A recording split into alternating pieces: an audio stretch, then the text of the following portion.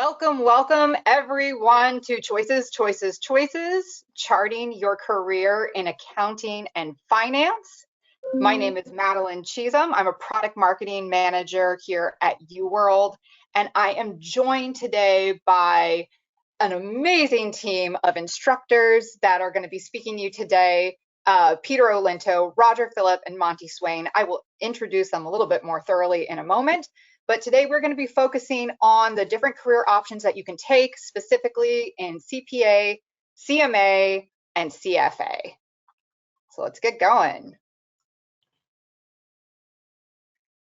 Now, to begin with, I just want to give you a little bit of background on UWorld. UWorld is your go-to for your high-stakes exam preparation. We've helped over 2 million pass their high-stakes exams. We today are here from the accounting and finance vertical, but we cover an array of categories, including medical, nursing, legal, grad school, college prep, pharmacy, all of that. And we have a lot of amazing professionals that have gone through our programs, have passed their exams, and are doing great in their career. But today we're talking about accounting and finance. So what's interesting is what builds our vertical specifically in accounting and finance is a combination. We, a few years ago, acquired the company Roger CPA Review. That's actually where I came over from. And also here today on the call from Roger CPA Review is the man himself, Roger Philipp, who was the founder of Roger CPA Review. Hi, Roger. Hello. Welcome, everybody. Welcome. Signature opening that I've heard for many years. Thank you, Roger. We also last year acquired Wiley Efficient Learning, a whole portfolio of offerings in accounting and finance. And today, from that vertical, we have Dr. Monty Swain. So he's here today too to speak to you about the CMA exam. And last but not least, we have renowned CPA, CFA instructor, Peter Olinto, who also joined our team. And altogether, all of these entities coming together to the power of UWorld bring you the best of the best in these test prep options. Now, who we got here today, or just kind of introduce them a little bit, and when it's their portion to speak, I'm going to ask them to give a little bit of intro on themselves. Tell us a little bit about yourselves, folks, when it's your turn to speak. But introducing to you Roger Philipp, CPA, CGMA. He's the Chief Creative Officer and Lead Instructor at UWorld for specifically focusing on the CPA exam. Monty Swain, PhD, CMA, CPA, CGMA, alphabet soup here. A lead instructor here today for the CMA, and then Mr. Peter Olinto himself, CFA, JD, CPA inactive, because his focus is on making sure you are prepared for your exams, and he is our global lead instructor, and he focuses on CFA and CPA. So today, speaking to you, Roger is going to be covering the CPA portion, Monty will be covering CMA, and Mr. Olinto will be covering CFA. So let's get into it. So why are we here today? When you are beginning your career, there are an array of opportunities, endless possibilities, so many options. Where do you begin? Most important, that was interesting. Most importantly, it is crucial that you find a career path that you can be passionate about. You spend a third of your life at work, so it's really important that you choose something that you love and energizes you, makes you want to get up in the morning. And if you don't love it, you need to make a lot of money doing it, right? Sometimes you got to love the one you're with, and that's a lot easier to do if they show you the money. Show me the money. You know what? Show me the money. That is absolutely true. And maybe, Pete, that is what your passion is. If the money is your passion, then hey, go for it. You know, money doesn't buy happiness, but it buys a lot of good substitutes. A little bit of happiness. So today specifically, we're going to be focusing on two different directions that you can go in accounting and finance, and then even more specifically, the CPA, CMA, and CFA. And you'll see CMA is there right in the middle because it really does touch both sides of this path. Back and forth, yeah. Yeah. And very important thing to take to note is that whatever direction you go, there are core concepts and skills that you need to build and focus on as you are getting into your career. So I'm going to call on the experts to talk a little bit about what you're seeing here on this slide. I'll jump in here. I just retired from my life as a professor of 35 years, and I've been counseling students as they've been building their core and establishing their electives and designing their life in college, which today we're talking about continuing that work, whether you're in college or out. But wow, talk about a cafeteria plan. Life presents that. A number of these courses are their core courses for some of you in your education. You're recognizing a lot of electives. You're probably looking there and thinking, there's courses I've taken that aren't on that list. Did I get it wrong? No, no way. That middle section is where you're designing yourself. And then we're going to talk today about how to package it together with these exams. So I look at a lot of those, and I'm excited about what's on the list. Yeah, and I just wanted to add to that, Monty. You know, for my folks who are finance majors and looking to sit for the CFA and be a big-time charter holder, like it or not, the most heavily tested topic in level 1 is accounting.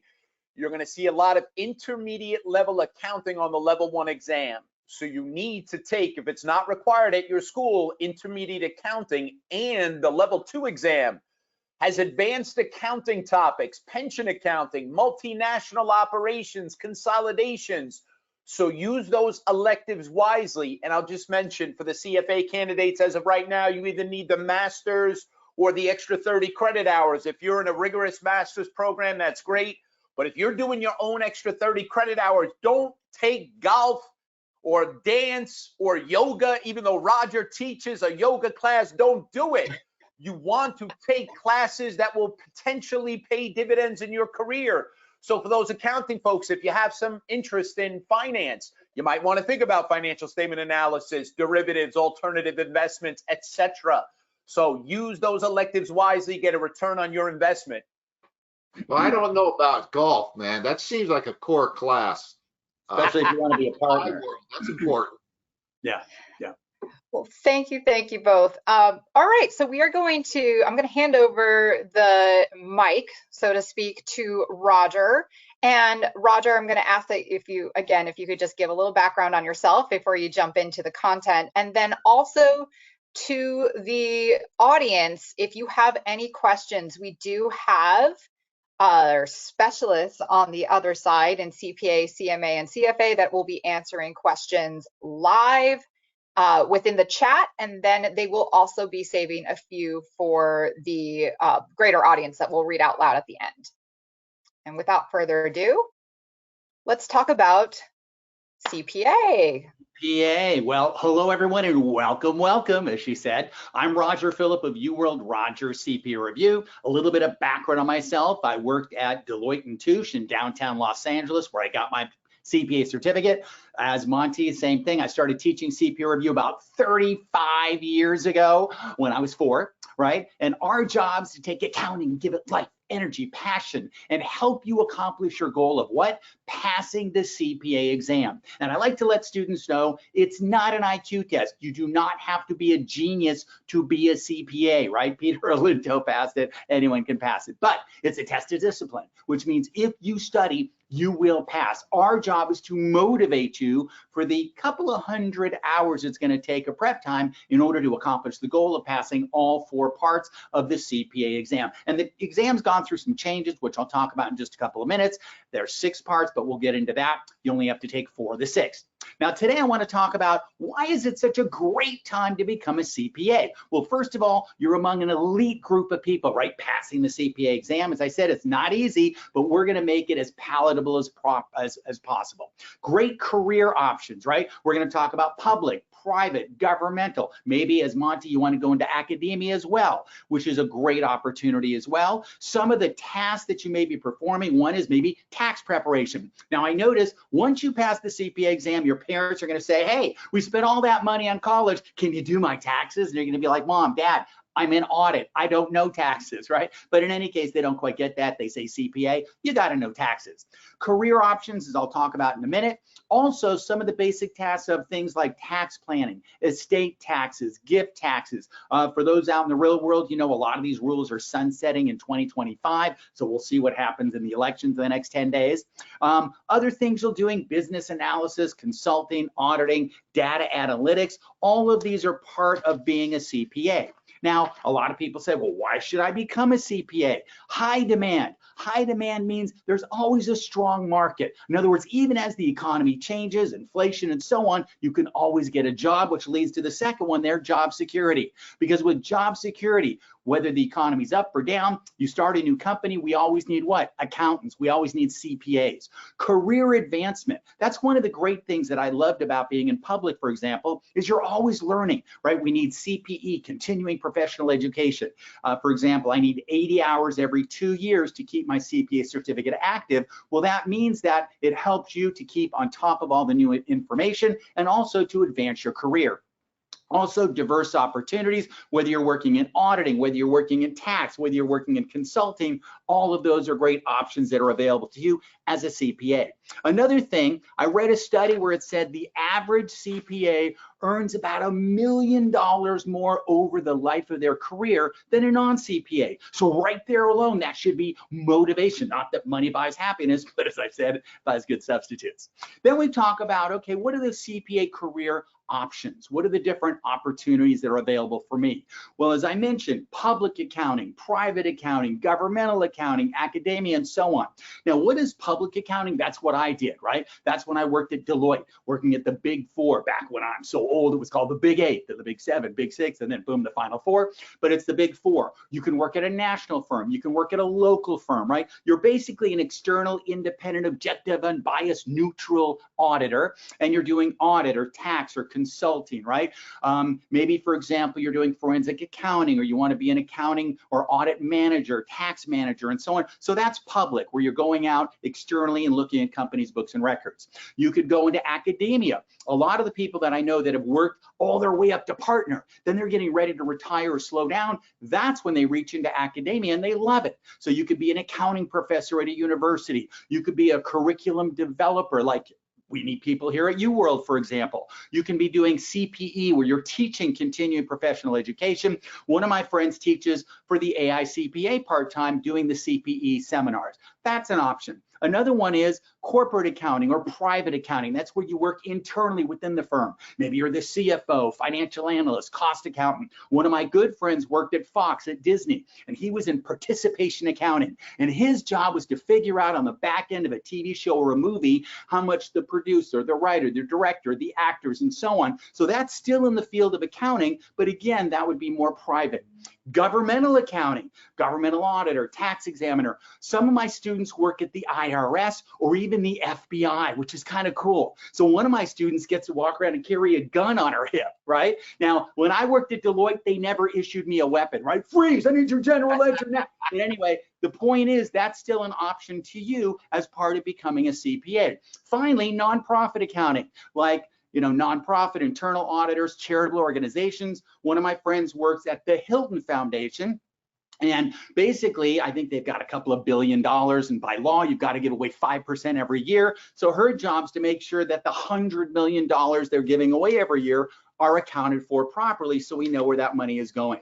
So my point being that we think of, CPAs were kind of conservative and boring, and no. There's all this myriad of, a buffet of choices, kind of like that picture earlier, and you can change throughout your career. Maybe you start in public, go to private, go to government, go to academia, go to charitable organizations. So these are all options that are available to you.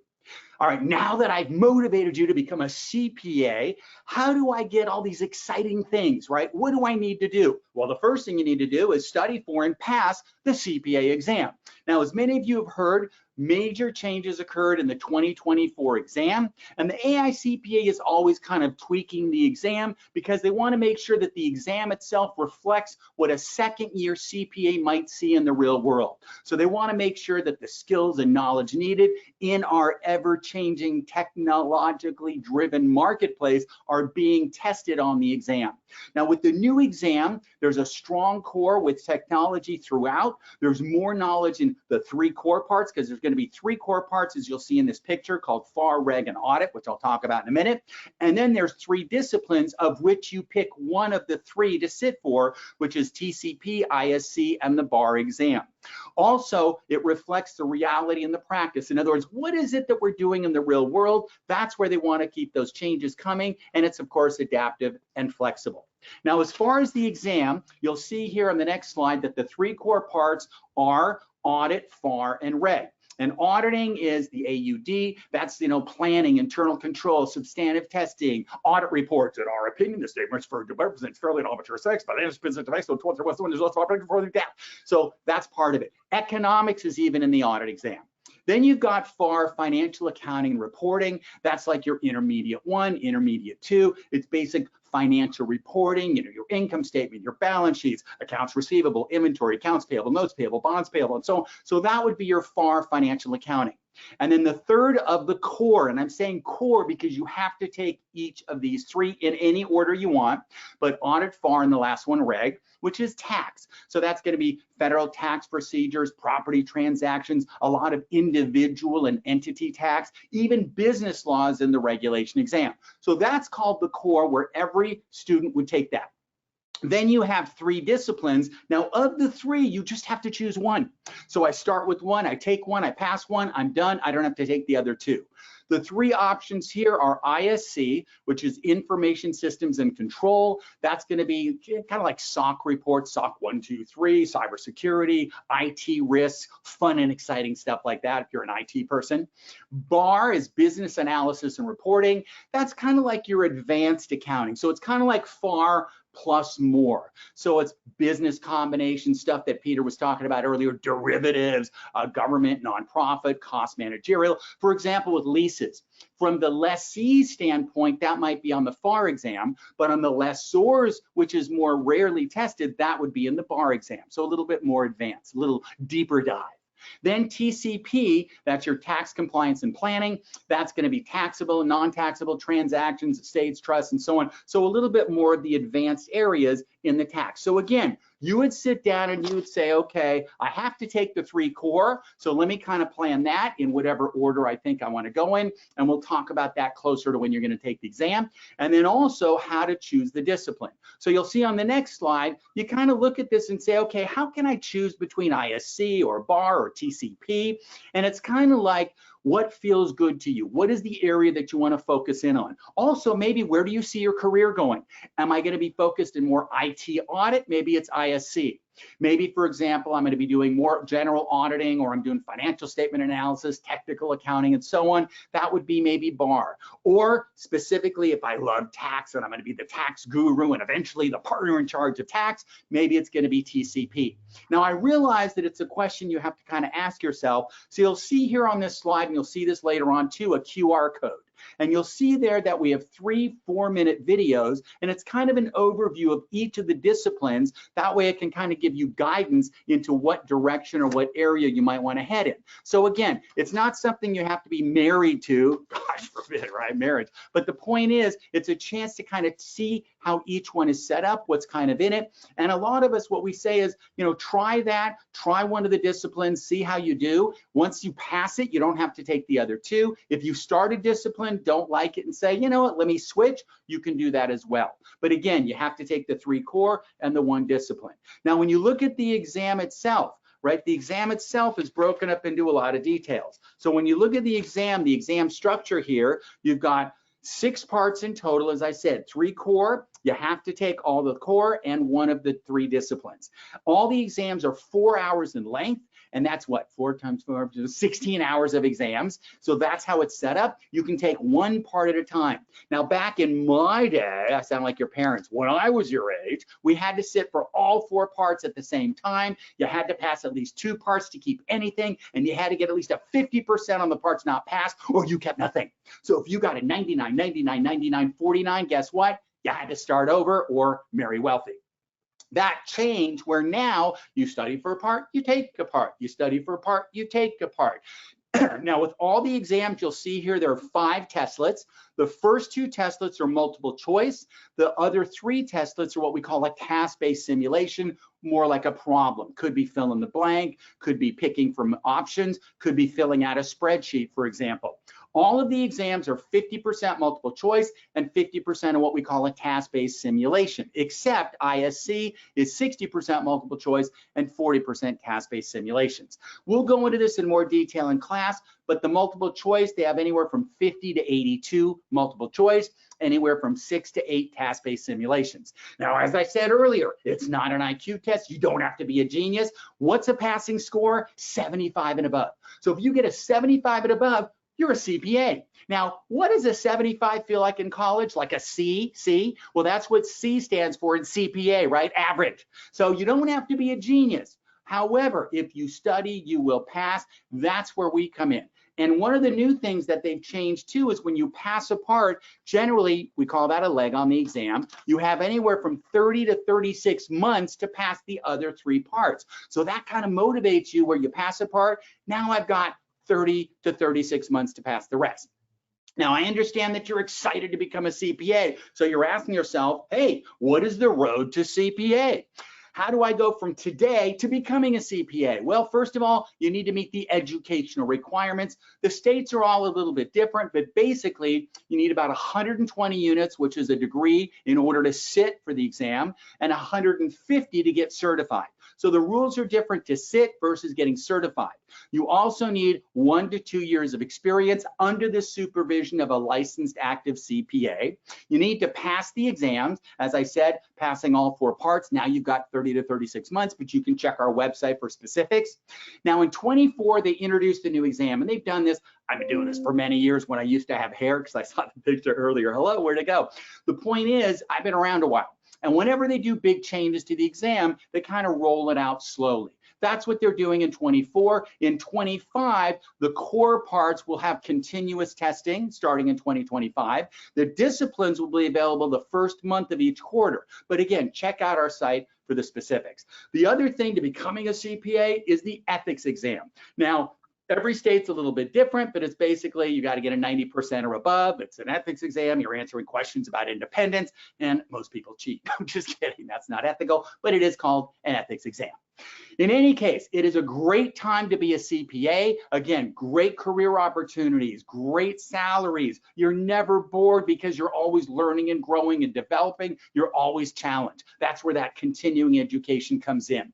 It is a highly academic exam. My advice, sit as close to graduation of college as possible, because what you've seen for the last 3, 4, 17 years of college is what you're going to see on the exam. So again, if you study, you will pass. It's not an IQ test. Hope to see you in class. Now, another great opportunity out there is to become a CMA, a certified management accountant. And that's where my good friend Monty Swain is here to talk about that wonderful opportunity. Fantastic. That was like a lateral. I'll take the ball then, right? Should I take over at this point? Go for it. All right, here we go. So, Roger, that was awesome. I'm a CPA as well, and super proud and grateful to have that designation in my career. And I'm a CMA, and that's been the focus of my career. Certified Management Accounting. When you hear that term, there's a way to say it. This is how you say it: Certified Management Accountant. This is a focus on managing, on using accounting and finance to build value in organizations. And that's an exciting type of work to do, for certain. It's generally done inside of organizations as in both management and as a leader. So if you're interested in working in a leadership role in your organization, the CMA is a great way to smooth out and accelerate that career. As you develop your expertise in strategy, in controls and data analytics, understanding how decisions work and how to support those decisions. Many consultants in the finance and accounting field have CMAs, so advisory work, both internal advisory work, external advisory work, which is to say consulting. CMA really contributes to that. Forecasting, risk management. This is about creating value and sustaining that value in an organization. So that's the world of a CMA. Now let's talk a little bit more about what it takes or why you should do this CMA. You're interested in growth and opportunities in your career. You're investing in yourself right now. You want to have a lot of surety that this is going to mean something to you, both financially and personally, that you're fulfilled and having an impact in whatever organizations that you're working with or building yourself. The CMA is going to accelerate that. It's just going to like exponentially grow your career. You'll be an influencer. You'll be an impactor strategically, operationally. The cool thing about the CMA is it's not focused on any particular country in the world. It's a worldwide designation, and it has a recognition in most countries that you could possibly go. We're not dealing with a license here. It's purely a certification, so it's absolutely transportable. It follows you like a brand and a bench strength. And so therefore, again, a lot of career flexibility. You've seen now some data about 20%, 10%, 43% more. This is, you want to be a little careful with these data because they're coming from different surveys, but this is a survey of accountants worldwide holding the CMA or not holding the CMA. It would be similar with holding the CPA or CFA or not. This is about being certified, and certification has a huge impact on your bottom line. All right, so moving on now, what kind of careers? Again, this is management accounting here. Anything that has to do with using finance and accounting to build an organization, to manage that organization, is a career that the CMA connects to. So costing, risk management, budgeting work, to be a controller. Isn't that a great term? I am a controller. That sounds, my wife thinks I act too much like a controller sometimes, so she has to settle me down.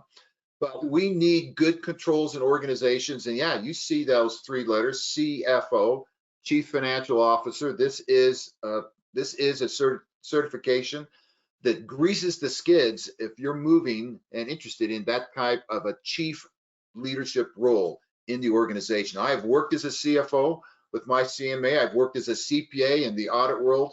I've been able to dance back and forth with both those designations in hand. That's something. Can you show us a few steps, Monty? The dance. I'm dancing, baby. He's dancing back in my chair. Schmance, I like it. I'm the Muhammad Ali. You gotta float like a butterfly and sting like a bee, baby. All right, moving. I love these guys. So let's move on here and talk a little bit more about the specifics. So we got two parts of the exam. The CPA, you've got 4 parts. The CFA, how many parts are there, Peter? Like 35. See, you guys are unbelievable. Yeah. You gotta wait for my show. I can't give it away yet. I'm leaking here. I was gonna go get some popcorn. Yeah.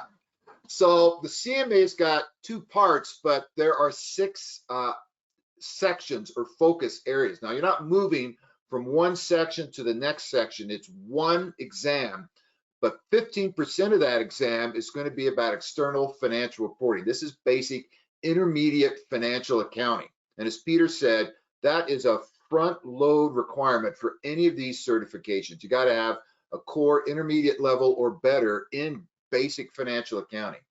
But then we move into planning, budgeting, forecasting, performance management, down to the second row, cost management.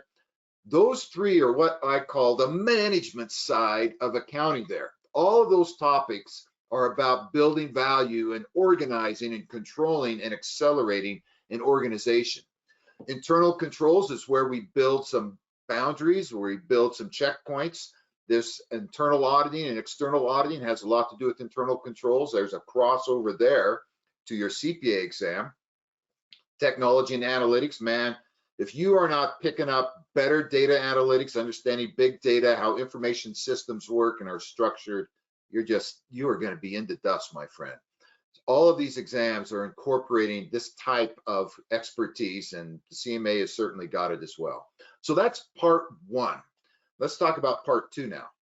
Part 1 is the financial planning and analytics exam. Part 2 is the strategic financial management. And here, it may be more that the word that we're emphasizing is not management as much as finance. This is more finance, and I'm starting to rub shoulders with Peter in his world here. We're doing financial statement analysis. The key word there is ratios. And it's all about understanding, using the financial reporting, how a company is doing. That happens internally and externally. Classic corporate finance, business decision analysis, there's CVP or break even, margin analysis, pricing, risk management down there across the second row, understanding enterprise risk management and working with the COSO model, capital investment decisions, NPV, IRR, payback, you recognize those terms. And then the exam for the CMA always incorporates ethics within the exam. It's a little different in the CPA depending on what state or jurisdiction you sit in. But the CMA is not specific to or managed by particular states or jurisdiction. It's a worldwide exam, and so the ethics is pounded right into the center of it, and it's a great set of ethical standards and skills and vocabulary that you need to have. So that's part one and part two. You can take them in either order. So as I've talked through this, one of those exams was appealing more to you to the other in terms of, hey, that's more in my wheelhouse. Those are the classes I've been taking. That's the background that I've got some connection with. If finance is better for you to start with, take part two first. Absolutely doesn't matter which order you take these in. You get to choose. And I've mentioned there's a lot of crossover here. This is a great slide, and perhaps you want to take a screenshot of this. This compares the CPA and the CMA in terms of different skill sets or topic areas. And we're trying to give you a sense of where they share the same content, where they're quite different from each other.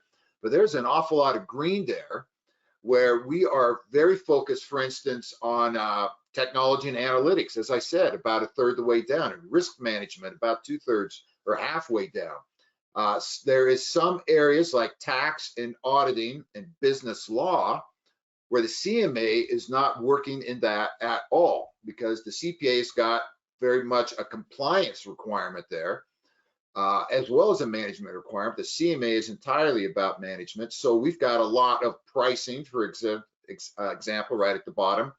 Both of these exams care about economics because we live in a business world and we are professionals in that world. You got to understand basic economics there.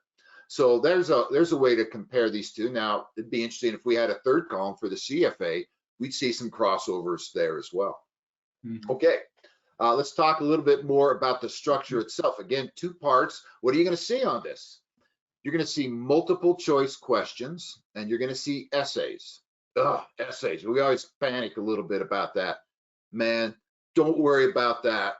Me and my team are going to guide you right through getting ready for doing essay performance. It'll be walk in the park, my friend. But you're going to start with 100 multiple choice questions. And you've got 3 hours to get through these 100 multiple choice questions. Then you got 1 hour to work on these 2 essay questions. If you get done with the multiple choice questions quicker than 3 hours, that's great. You just kick over to the essays and you get that much more time on it. So we'll talk about strategy and whether or not you want to buy a little more time for the essays or not. We'll get you strategically sensible for this exam and we'll rock this thing with you there. Both exams have the exact same structure, 100 multiple choice, a couple of essays, bada bing, bada bang, and we're done with this thing. Okay. Let's talk about the road to the CMA.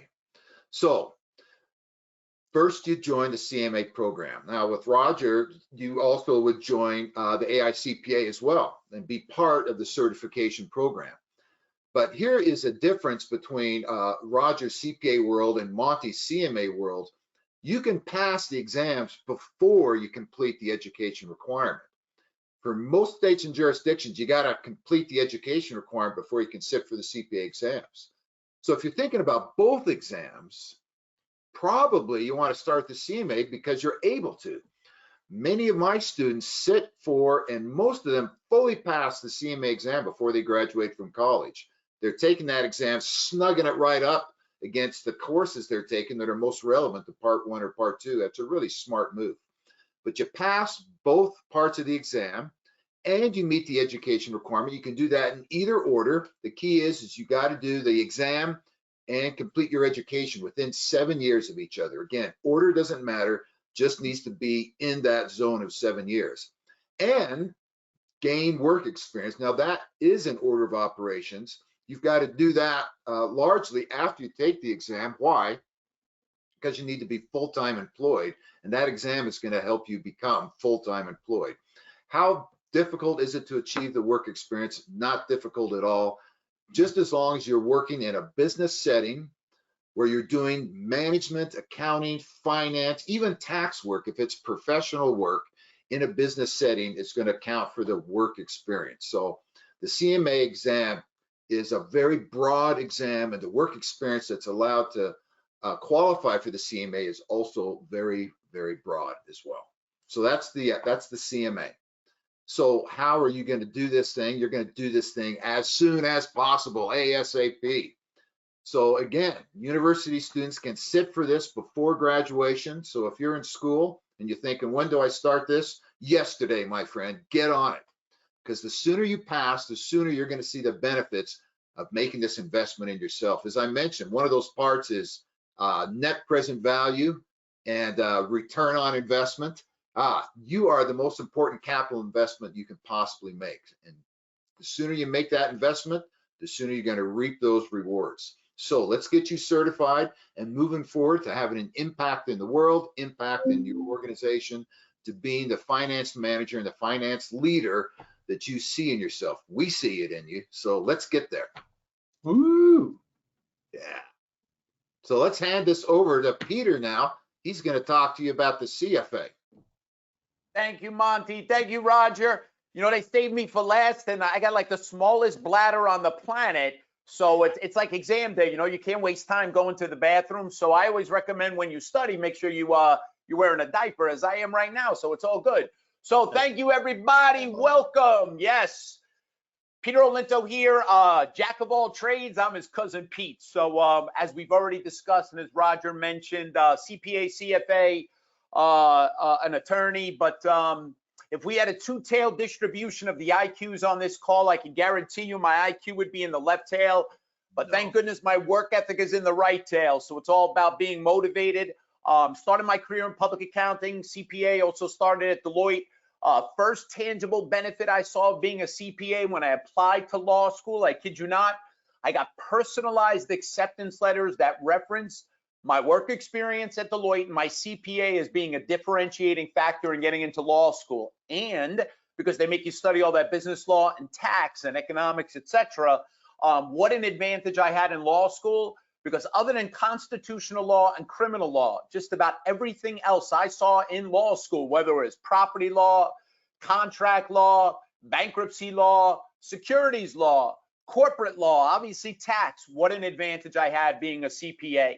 And then because my only practicing credential is ADD, after I went to law school, worked at EY for a short time as a tax attorney with the emphasis on short, because I wanted to have my own practice, do my own thing.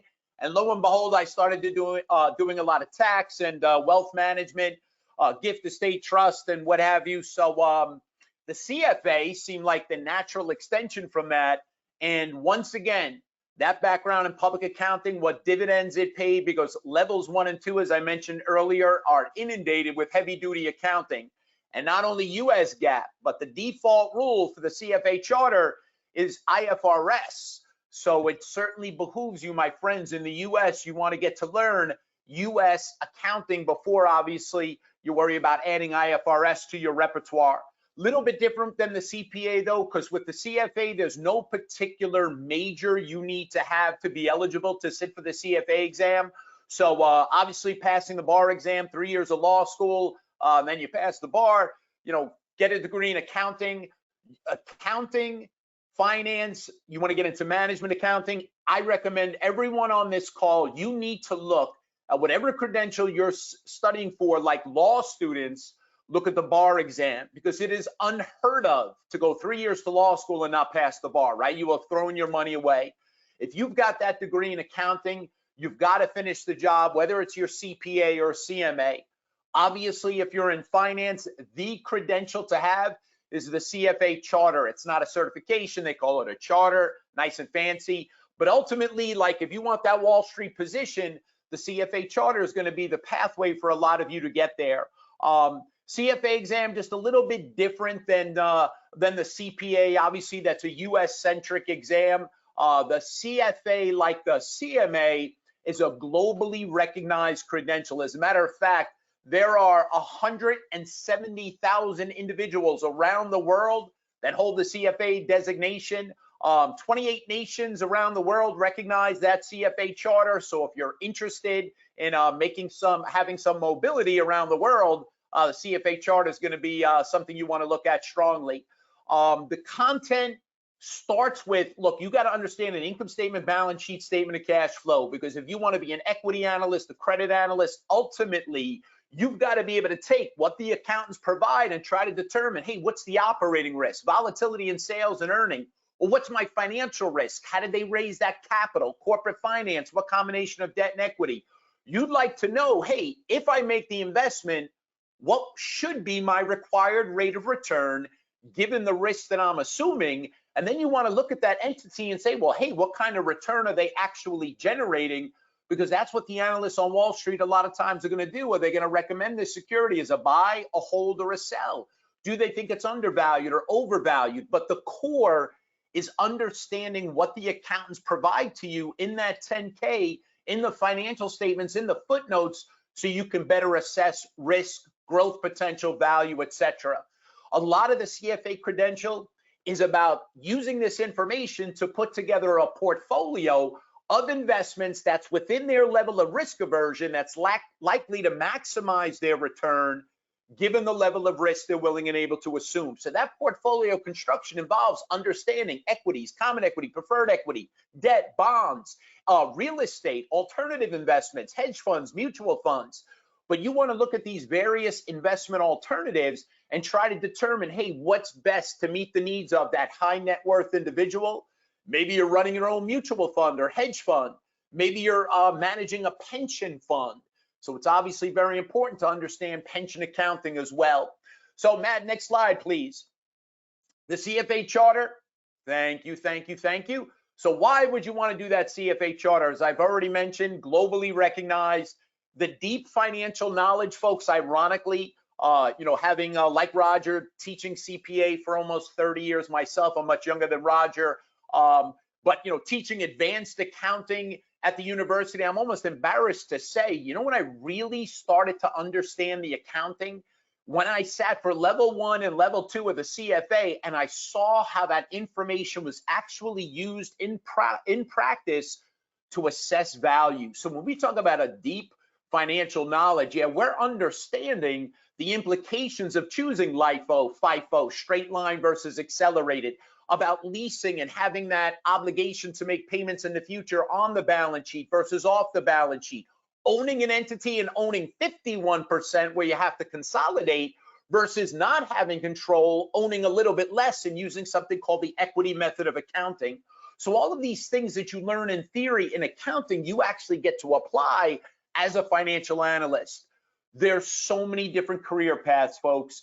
If you want choices, and as a young professional, that's why we showed you that buffet slide, you need to sample as many things as you can while you're doing your internships so you can see what it is you actually like, what you might want to do going forward. So when I talk to folks about the CFA credential, there's you could be a research analyst, a credit analyst, equity analyst, there's consulting, there's investment banking, risk management, corporate finance, just so many different avenues where the CFA charter can take you. You want to talk about some financial services firms that might be interested in hiring you, your internship, JP Morgan Chase, Goldman Sachs, Morgan Stanley, BlackRock, Fidelity, Vanguard Group, Bank of America, Merrill Lynch, Citigroup, UBS, Wells Fargo, consulting firms, hedge funds, private equity firms, corporate. You want to talk about choices, it's beautiful. For me, this as a young professional, you will find your niche, but you've got to be willing to make that investment in, financial, the internship. If somebody's going to pay you $5 or $10 more an hour, it's not about that. Who's going to give you an opportunity to see lots of different industry areas so you can find what it is you're passionate about? You want to talk about money? Let's talk about money. So 39 to 57% more than the non-CFA charter holders. Look, if you get a finance degree from Harvard, from Wharton, you know, a top 10 school, an MBA, you're pretty much golden. The CFA would be a luxury, not a necessity. But if you're not getting your finance degree from one of those business schools, or you don't plan on getting an MBA, but you want to make yourself competitive with those folks, the CFA charter is the credential that can open those opportunities for you and make your application that much more competitive. Next slide, please. So, choices, choices, choices. Here we go. So is it equities? What kind of equities do we have? We have common equity, we have preferred equity, we have large cap, small cap, mid cap, we have value, we have growth, we have blended. There's so many different dividend paying, non-dividend paying.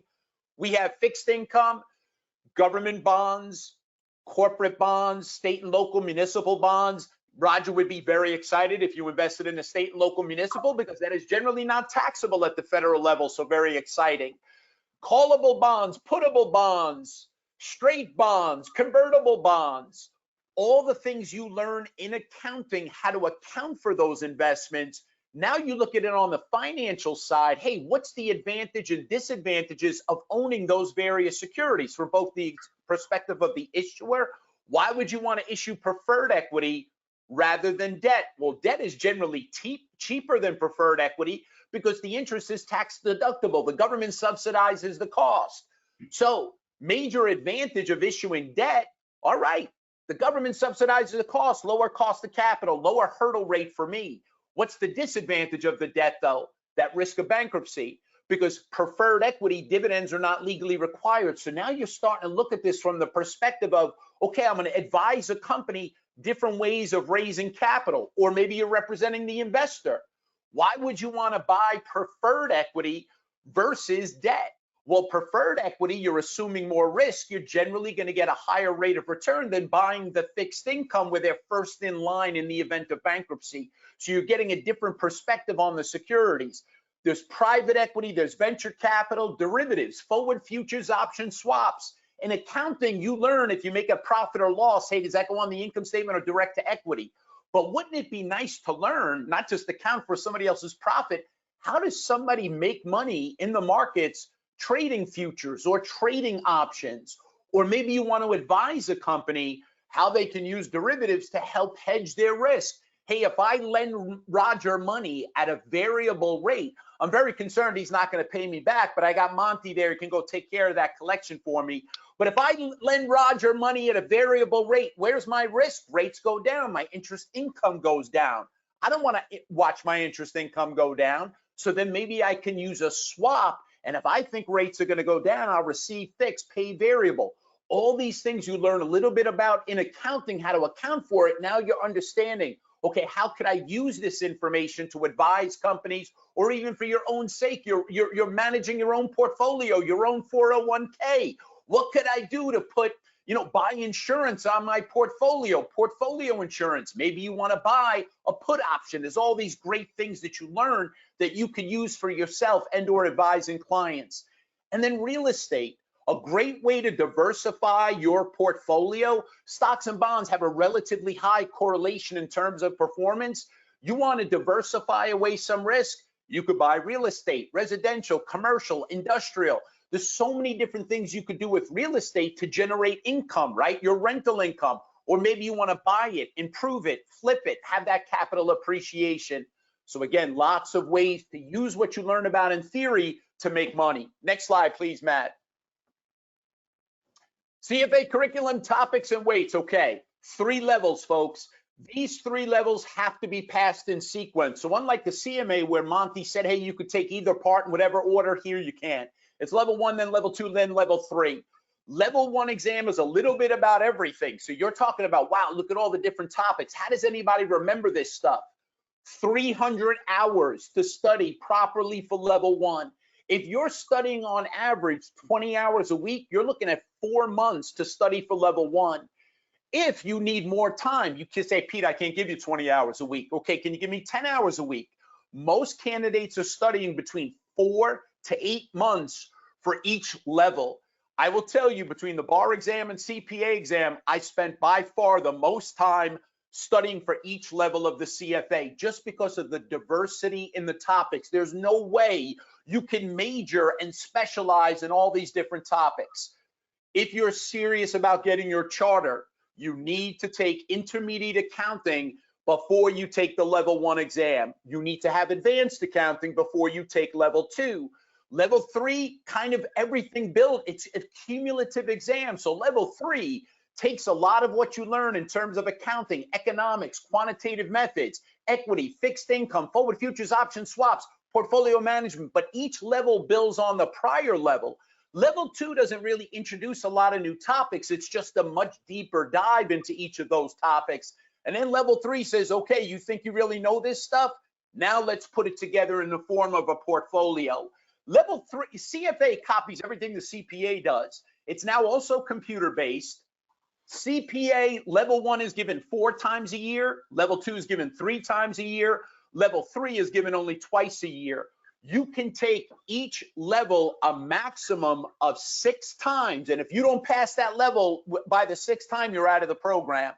You could take each level a maximum of 2 times per year. So level 1's offered 4 times a year. If you don't pass your first time around, you'll get it the next time. Because level 2 is level 1 on steroids. Level 2 is level 1 on steroids. You don't want to barely pass level 1. I'd rather have you fail it, repeat it, master the core concepts before you move on to level 2. Next slide, please, Matt. All righty, format of the exam, you ready? 4.5 hours for each level. That includes a 15-minute break, okay? It's a mental marathon. All of these exams are mental marathons. None of them are a 15-minute TikTok video. So you can't afford to get anything wrong exam day because you're mentally fatigued. You've got to build up that mental endurance for each of these exams, being able to sit down 4.5 hours uninterrupted working questions. Level 1 is all multiple choice. Level 2, what the hell's a vignette? It's like in the CPA exam, a task-based simulation. It's a case, and there's going to be 4 to 6 questions attached to that case. So you got to know the rule, but then you're inundated with given information that you've got to dissect that information to figure out how to solve those questions. I call it legalized cheating. Whether you're doing the task-based simulations in CPA or the vignettes in CFA, you never read the facts without knowing what they want you to do with the facts first. Once you know what they want you to do with the facts, then you could read it in context, and now you're going to see what's relevant versus what's irrelevant. Level 3, if I got anybody on the phone here who's on the phone like it's 1975, on the internet, I know. Hello, Grandma. So level 3, essays, but it's not really long-winded essays. It's not. It's what they call constructive response. Bullet points are fine, but they want you to actually put together maybe an investor policy statement for a client, understanding their level of risk aversion, understanding their objectives, their liquidity needs. All these different things you'll learn about in levels 1, 2, and 3. Now we're going to actually synthesize it, put it together. They're going to tell you, we got this married couple, Monty, 72 years old, his spouse is 25. They want to retire. Hey, how can we put together a portfolio that meets their objectives, you know, so that they can live the lifestyle that Monty's become accustomed to? Really, really exciting stuff. Next slide, please, Madeline. Oh, I'm sorry for the personal information there. All right, steps to becoming a CFA charter. You ready? So again, you have to pass all 3 levels. You also need work experience. The great news is you can take level 1 while you're in school. Now, it used to be in your senior year. They've moved that now. You could take level 1 so long as you're within 2 years of graduating. You really want to sit for level 1 after you've had an opportunity to take that intermediate accounting, okay? Level 2, you don't want to sit for until you've taken your advanced accounting. So a lot of people who are fighting for these precious internships, unlike accounting where they're like falling all over you, they're recruiting you like as an 8th grader now. It's nuts. The CPA internship opportunities are off the hook. Finance, not nearly as many opportunities. Boy, if you could say, hey, I'm registered to sit for level 1, that's going to make you much more likely to get that valuable internship. You could pass level 1 while still in college. You can sit for level 2. You got to have your bachelor's, but then you can sit for level 2, start studying for it while you're in your senior year. And there's a lot of overlap between the electives and the content you'll be studying in school, and then you'll be reviewing that while sitting for the CFA. Your grades are going to improve. They're not going to suffer. Now, 300 hours each and every level. I'll tell you, I spent a lot more time as a CPA studying for level 3 because I didn't have a ton of portfolio management classes. Just couldn't do it because I had to use my electives to be CPA eligible. Everybody's got their strengths and weaknesses, okay? So that's fine. You just want to look at that curriculum and try to figure out where you're going to need to work more or less. 4,000 hours of professional in the investment decision-making process. You could get that experience before you sit for the exam, while sitting for the exams, or even after you pass the exams. It's generally 3 to 4 years of work experience, okay? That's pretty much what's needed. Unfortunately, CPAs who want to be charter holders, audit does not count anymore. Can you imagine that? They're discriminating against us, Roger. Audit experience no longer counts. Can you imagine that? People will rise. Unbelievable. Roger and Monty are stunned. They're like, what's this New Yorker talking about? I feel threatened. All right, what do you got next, man? I need it to be translated into my language so I can talk. All right. So fact number 1, as I mentioned, you can sit for level 1 really in your junior year. Make sure you got intermediate 1 and 2 accounting done. Level 2, you could sit for, you got to have your bachelor's degree, but you can start studying at that senior year. Then you can knock out level 2. Fact number 2, man, don't take my word for it. Not only a competitive advantage, I'm talking about a financial advantage, baby. You want to talk about people who are making money on Wall Street? Tons of those people have the CFA charter. If you get an MBA from a top school, wonderful, but that's going to take you 2 years and a lot of money, a lot more money to get a master's degree, and you could be every bit as competitive with that CFA charter. You get a top 10 MBA, you're golden. Any other MBA, compare that head to head with the cost of a CFA charter. As Monty would say, the net present, you want to add value to your net worth, you got to look at the outflow to get the MBA from a second tier school versus the relatively small outflow for the CFA with a huge inflow. Fact number 3, advanced career opportunities. That little smorgasbord of opportunities I was talking about earlier, those internships, that's a tremendous opportunity to sample different things to see what you like. So don't worry about the money.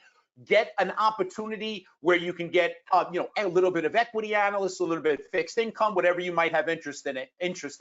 Next slide, please, Matt. I hope I ain't going over. They're going to want to stab me. Madeline's looking at me like she stack your. All right, here we go, folks. They're not mutually exclusive, okay? CPA, CFA, CMA, everything is grounded in accounting. So intro to financial, cost, managerial, intermediate, advanced, you got to know it. It's going to pay dividends throughout your, whatever your passion may be, but that's kind of the core that everyone needs to succeed in business. Next slide, please, Matt. Politely aggressive with your career, folks. When you go to a firm, my friends who are going to go public accounting, if you don't speak up, they're going to put you where there's a need. Volunteer. Give yourself an opportunity to sample all those different, pharmaceuticals, oil and gas, airline industry, entertainment, manufacturing, see it all.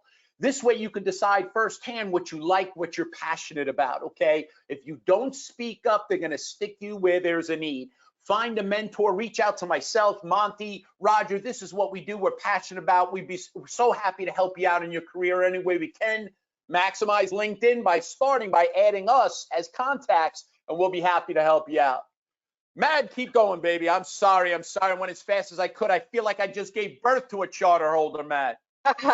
Okay, no worries. You are good, Pete. So obviously we are right here at the top of the hour. I wanted to talk to you a little bit about the programs that we offer, and then we can answer some questions. So if you're able to stick around for a few minutes after, we would really love if you could do that. However, we do have a quick poll we wanted to run, and I'm going to pop it up here. And if you all could answer the question, I'm going to give this a go real fast.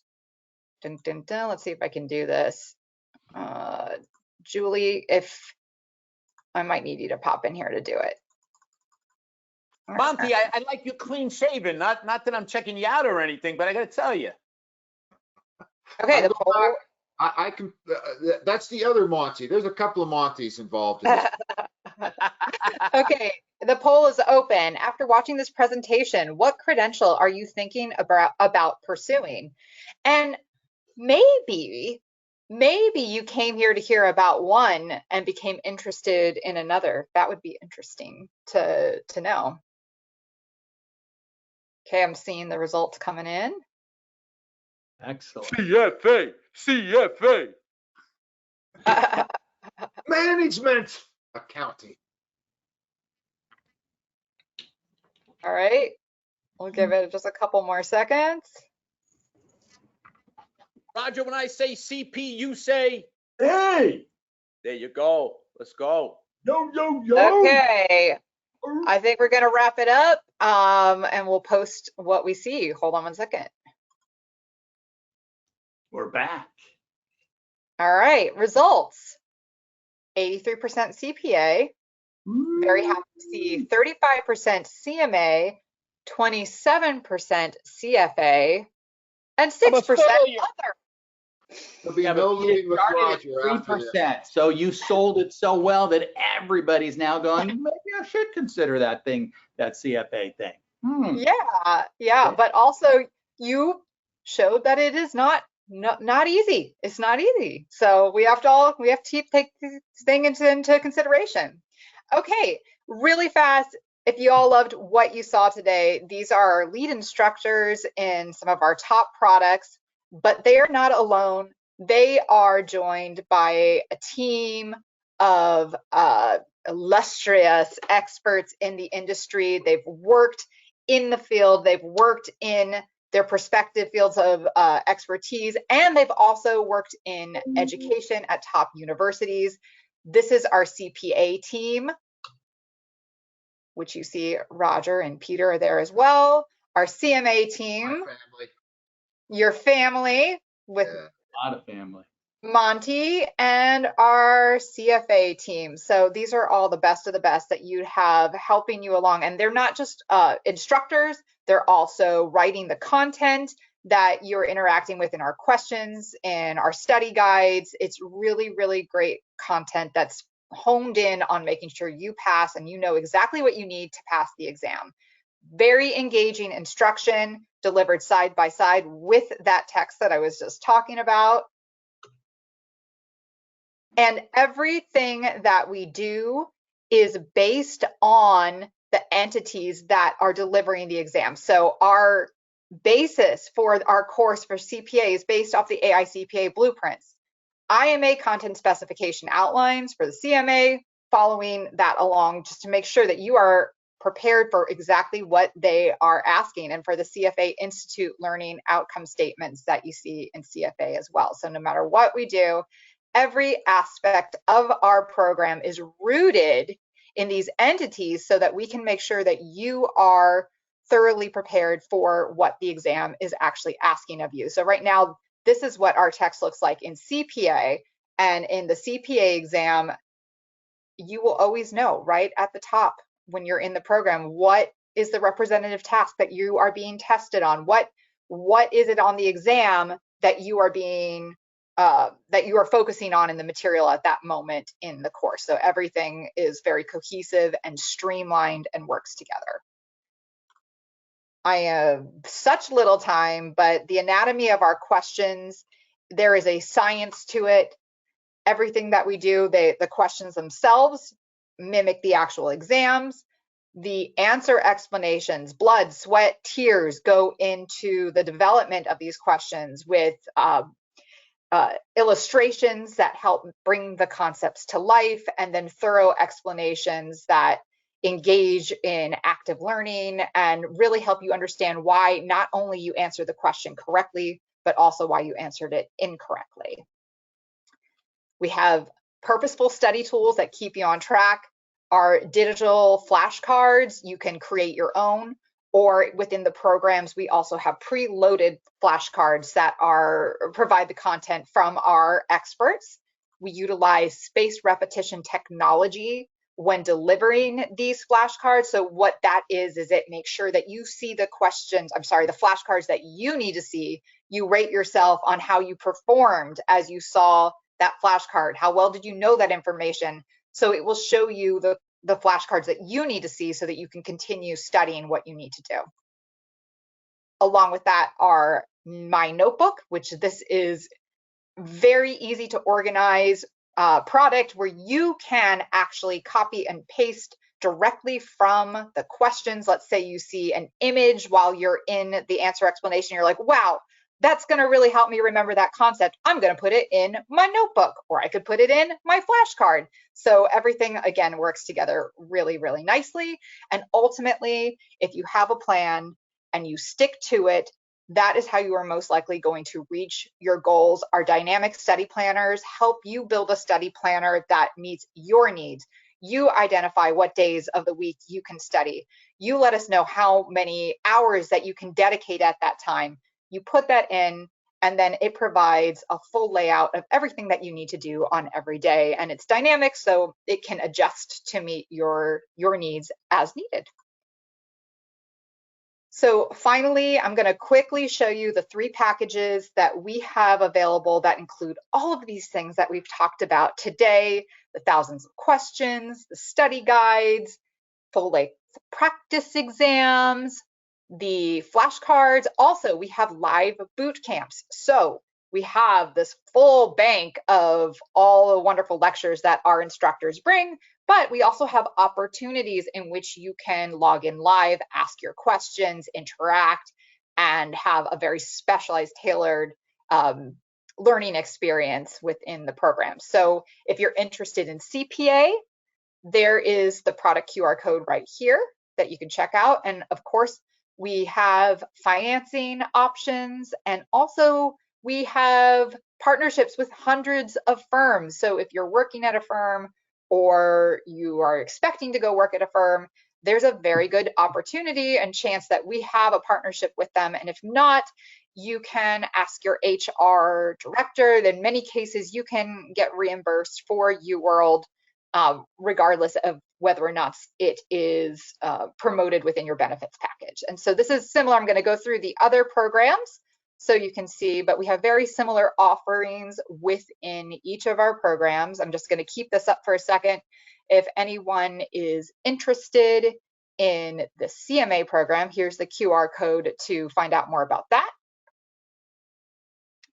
And again, all of those great features that we talked about. Get that one. Get that one. Yeah, get this one. Ding, ding, ding, ding, ding, ding, ding. Okay, and last but not least, our CFA program. What is Yeah. that? You can become CFA man. Oh, my word. CFA, all right, I'm gonna keep that up just for a second. Yes, Okay, and while I have that one up, I'm just gonna pull up, we have a few questions that the team has given me. Unfortunately, we're not going to be able to ask all of them, but if you want to stick around, we will answer a few. So thank you so much. Oh, forgot to mention this. If you loved what you see and you would love to help spread the word about these different designations and about UWorld, you could become a UWorld ambassador. And that's either if you are in college or at a university, or you are working for a corporation or a firm. So if your place of work or where you're going to school, you could help spread the word. If you hit that QR code, you can fill out the interest form, and one of our UWorld team members will reach out to you about next steps. So keep that up. All right, great. So I'll keep that up. First question.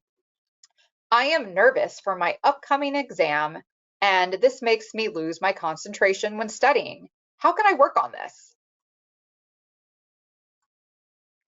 Repetition. I mean, I would say repetition. You know, going over the topics again and again is really important. A lot of us tend to, just before the exam, focus on the stuff we're good at. You need to also focus on the stuff that you're having trouble with. So it's important to just, you know, oh, accounts receivable, I get them. Percentage credit sales, aging of AR, let me keep doing it. But maybe I need to study derivatives or consolidations or spend a little bit of time on that as well. So, and it's normal to be nervous. That is normal. You never walk out of any of these exams going, wow, that was easy. Usually when you feel good about it, you didn't do as well. When you walk out and you go, oh my gosh, that was difficult. I remember this and this and this. That says you were probably very well prepared. So again, it's a normal feeling. You're going to feel overwhelmed. But again, there's light at the end of the tunnel. That's why we're all here. Yeah, I'll say also the programs that we have, they have robust analytics that help you identify those areas where you do need to spend a little bit more time. And as Roger said, it's best to focus your energy there and boost those areas up so you can feel good about those problem areas. You're gonna pass. You're gonna pass. If you don't pass the first time, you'll pass the second time. It doesn't matter. You're gonna pass. We'll help you. You're gonna have the analytics. You're not going for a 99% performance. You're going for about an 80% performance. You got this thing.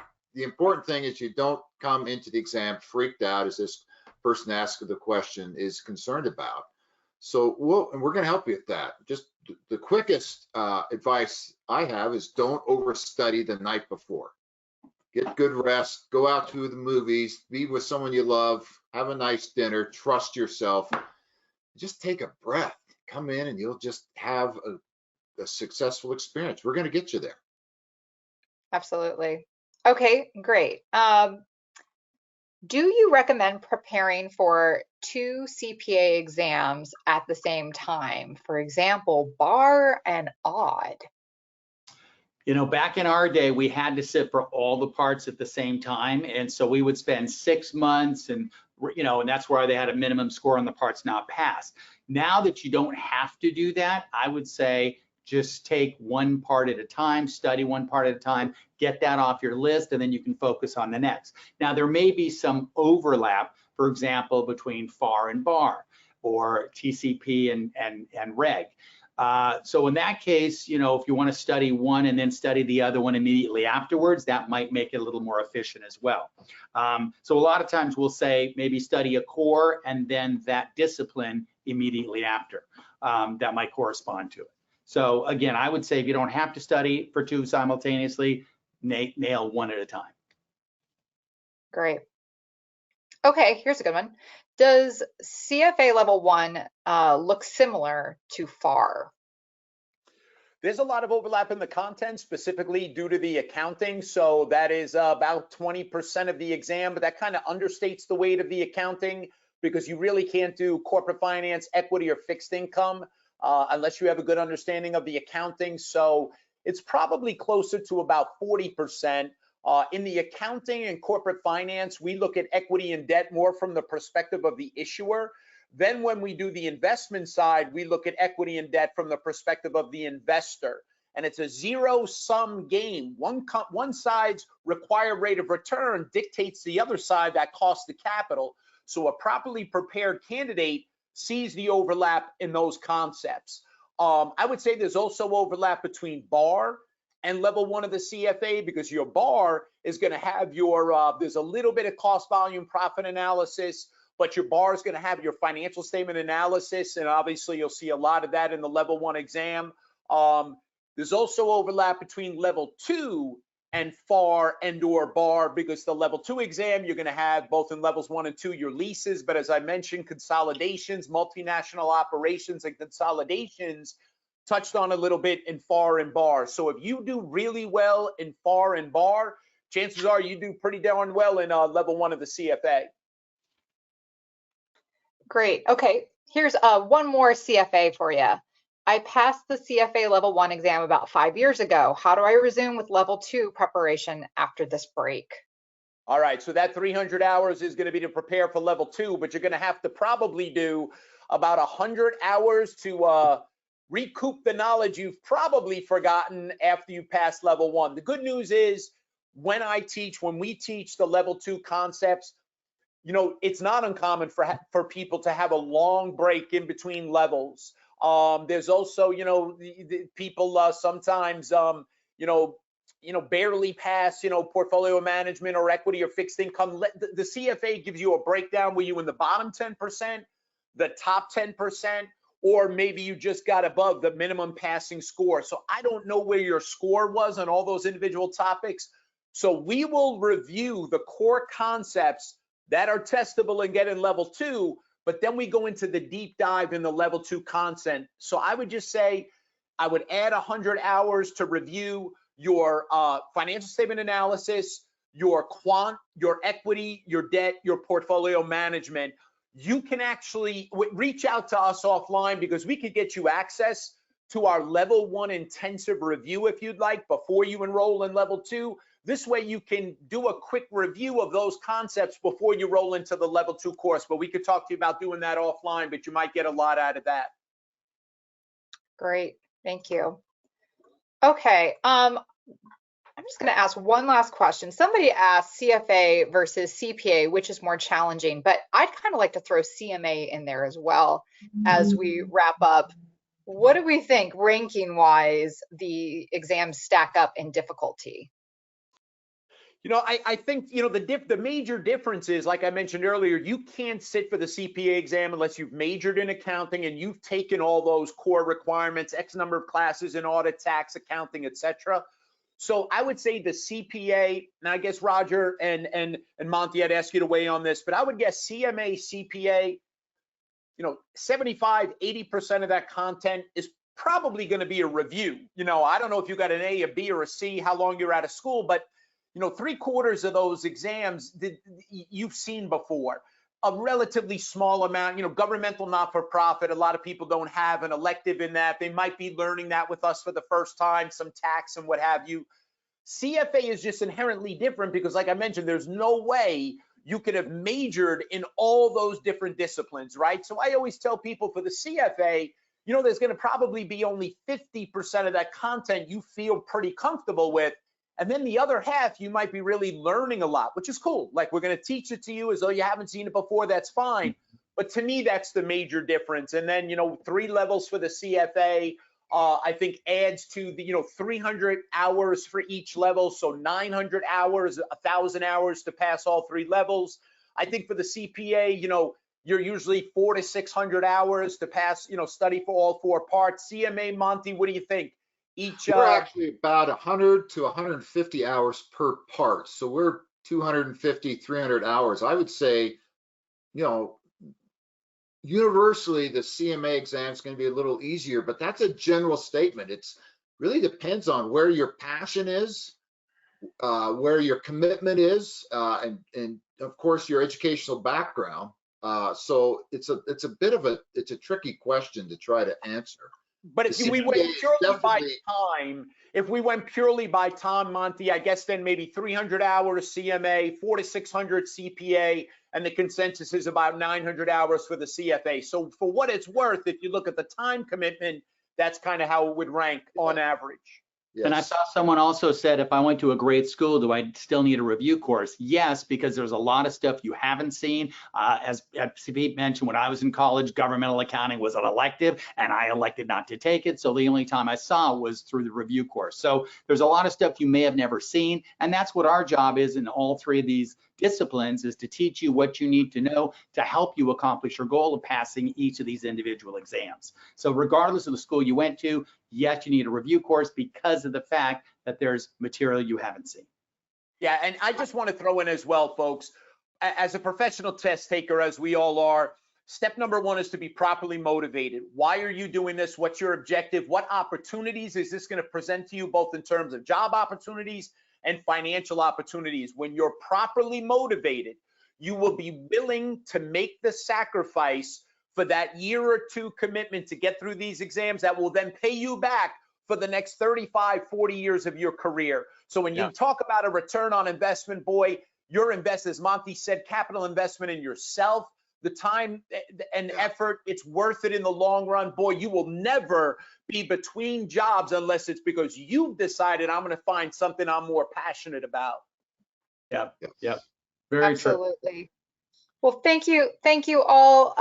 Just to wrap it up, we had one last question: that does UWorld partner with universities, and I'll throw in, and firms and corporations to offer prep materials? And the answer is yes. So to find out more about our partnership opportunities, and if you have any questions for our team, please hit that QR code there, and we can help get you in the right direction to answer your questions. And if you're interested in having any of these wonderful gentlemen at your firm, corporation, university to speak, possibly, we can talk about those types of opportunities as well, and they can help motivate your peers and coworkers. So Thank you all for your time today. Apologies for going over, but hope that you got something good out of it. We will be sending out the recording, possibly some of these slides as well. So be on the lookout for that in the next couple days, and hope you all have a great rest of your Tuesday. Thank you, everybody. Good luck with your choices. Great to Thank be Guys, with you good all. luck. Thanks. Bye. Bye-bye. Bye.